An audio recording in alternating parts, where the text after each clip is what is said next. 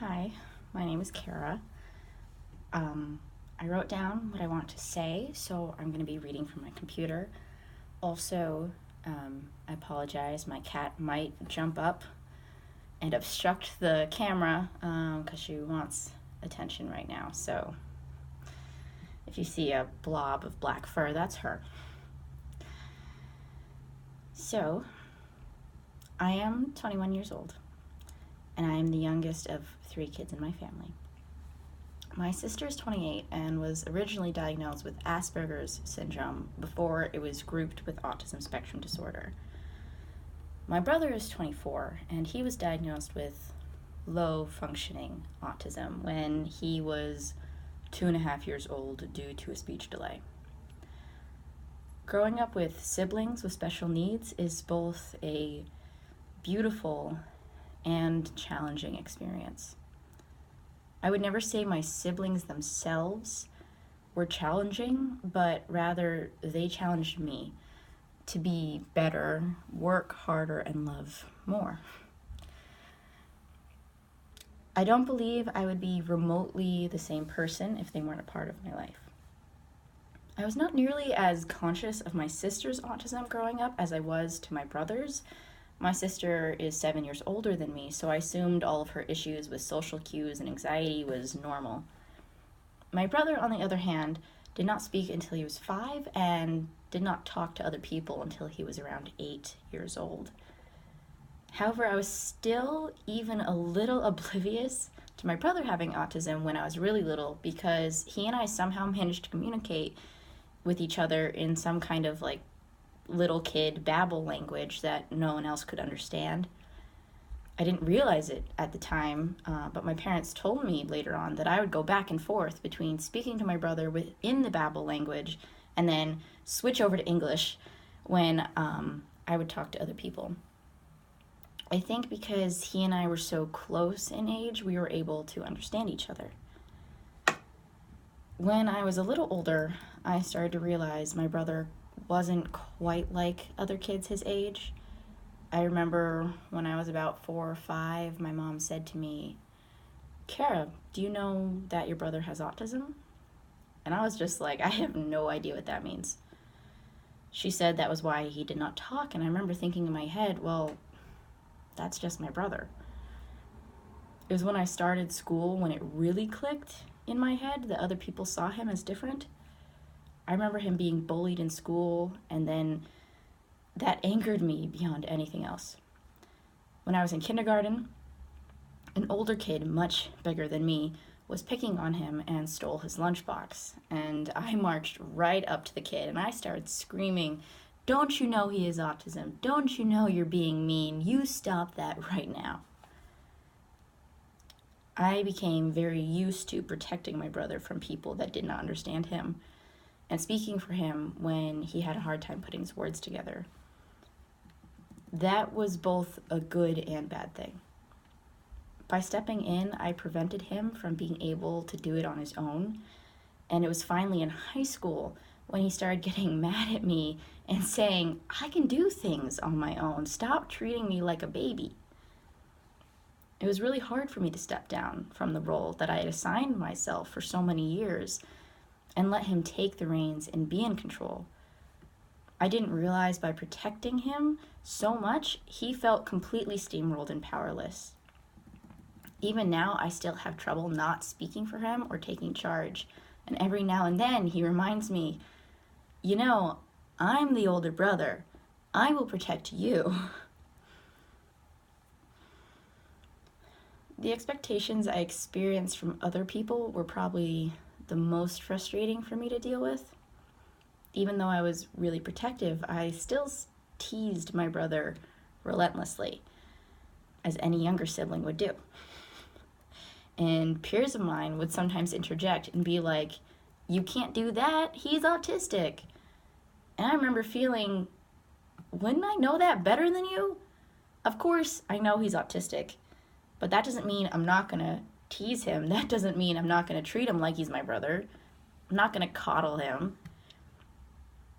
Admittedly, I would go too far sometimes, The phrase I probably heard the most from my parents growing up was, "Cara, leave your brother alone." What really angered me was that the kids that would tell me I was wrong for playfully poking fun at my brother were the same kids that would actively avoid sitting with kids with special needs at lunch.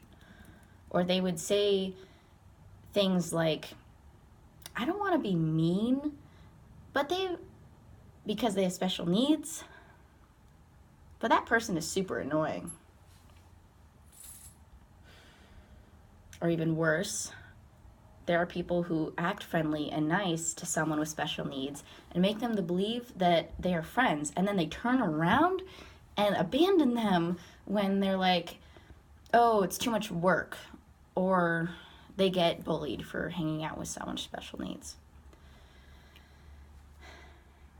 If you come across a child with special needs and they're hard to understand, just don't give up on them.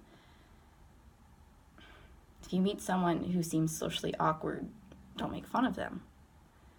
If you meet someone who is non-verbal and they are yelling and screaming, and you're like, "Oh, I don't want to deal with this," don't ignore them, because all they're trying to do is communicate with you.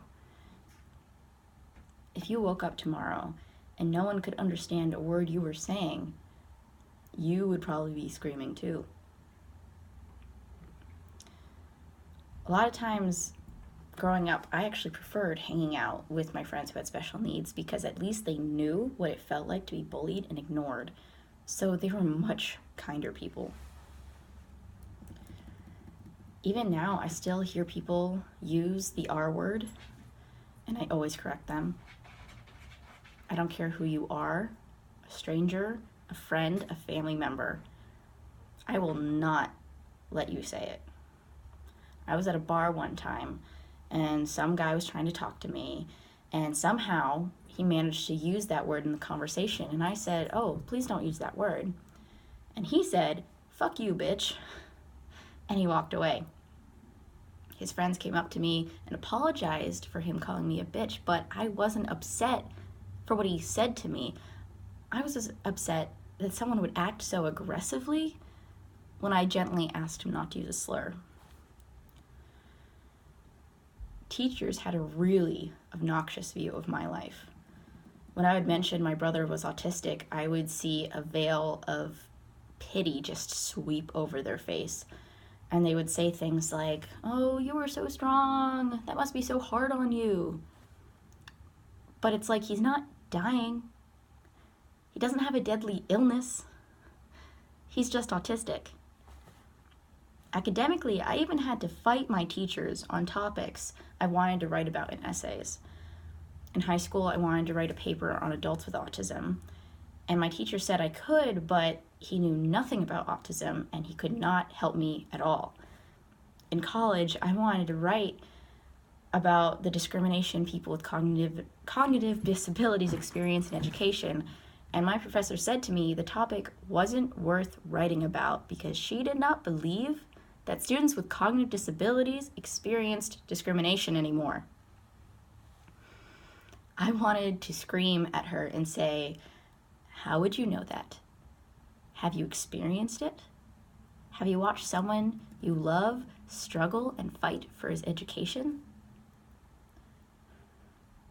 No one can tell me that discrimination doesn't exist when I have seen it so plainly my whole life. My brother would be put at the back of classrooms and told to just stay silent and not bother anyone. He would come home crying and ask my mom, "Am I stupid? They don't think I'm smart enough." I wish more people understood that just because someone has a cognitive disability or learning disability does not mean they are not intelligent. My brother is one of the smartest people I know, and he works harder to prove that more than most people ever have to in their life. Luckily, I've never had issues with my own friends not understanding or treating my brother poorly. That is probably because if anyone comes into my life that is not okay with my brother, then they are out of my life so fast. I expect any friend I have or any person I date to be able to not just treat my brother kindly, but treat him like a person. I want to spend time with him, want to get to know him. I've had friends who have never met someone with special needs before, and I know that there's apprehension and sometimes fear because they don't know what to expect. But if they're willing to overcome that and make an effort, then they're a good friend to keep around. Something that I had to learn growing up with my brother was that he needed more support from my parents in order to learn and succeed, which now I completely understand. But when I was little, I had a really hard time with that. It's not like my parents did not give me plenty of attention as well, but I had youngest child syndrome really bad. And if my parents did not give me every ounce of attention they had, I was just a grumpy kid. I love my brother, and I always wanted to help him, but I was not the perfect sister. I would get angry and frustrated with him when he didn't understand things. Sometimes I wanted him to change, or I wanted to correct him when it wasn't the right thing to do. There's really no other way but to grow from that and accept that he needs the love. He needs the support because I want him to succeed. I want him to be the best he can be. I am very aware that sometimes people look at my brother and all they see is a guy with autism. But that is such a one-sided view. My brother is an amazing artist. He is wonderful with animals. He can ride a horse backwards. He bakes really good apple pies. He is a loving, gentle, wonderful man that wants to fall in love and get married and have a family. And a lot of people don't think that's possible for him. But why shouldn't it be? The amount of pride that I feel for my brother is beyond anything I can express. When people ask me about him, I tell them to get ready because I'm going to go on and on and on, like I am right now. Despite everything in the world that has tried to stop him from achieving his dreams, he still works hard every day. He graduated college. He's living on his own in an apartment in the city.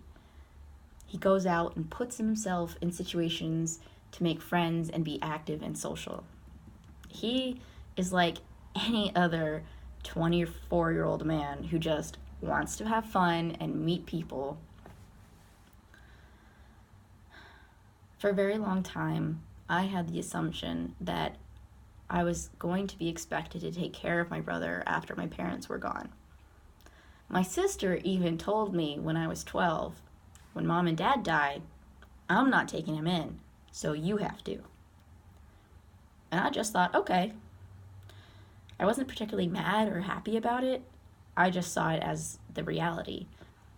And also, I love being with my brother, and I have fun with him. So if he needed to live with me, then why would that be a problem? However, I was pretty angry at my sister because she didn't see it the same way.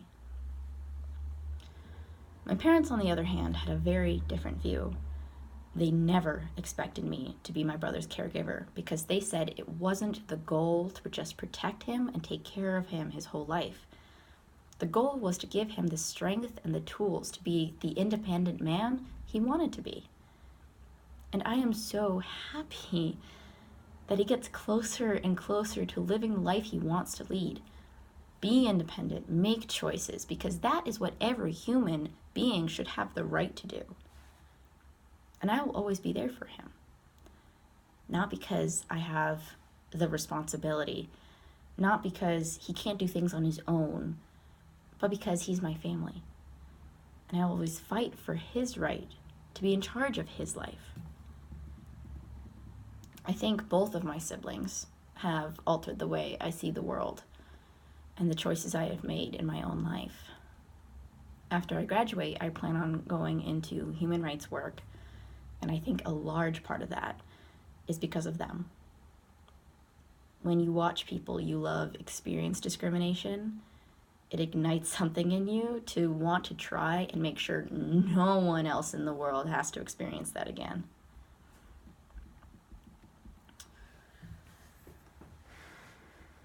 Like I said, I am not the perfect sister,